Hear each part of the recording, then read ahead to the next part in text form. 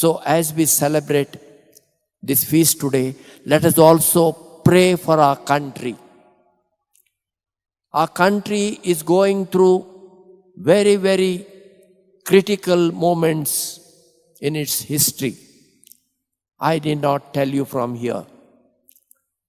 Our country was built on unity in diversity principle, respect for all the religions, all the groups, everybody, language, culture, region, doesn't matter. All of us are united.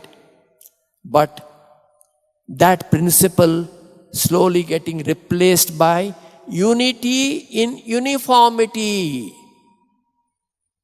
One, everything one. Very dangerous. Therefore, we have to pray earnestly. Is there equality in our country? Is there justice for the poor, the marginalized and oppressed people?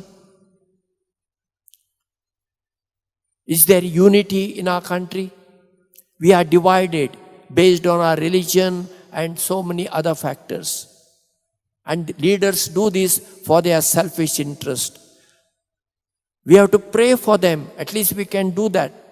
We have to pray that God may give us good leaders. And this is our responsibility, to choose upright people. Nobody is a saint, agreed. But at least choose the upright person. Don't choose the same rascals, corrupted people who bring division among us based on so many factors. It is our responsibility. Don't say, oh, what can I do? I have one vote. Yes, all of us have one vote only. That one vote matters.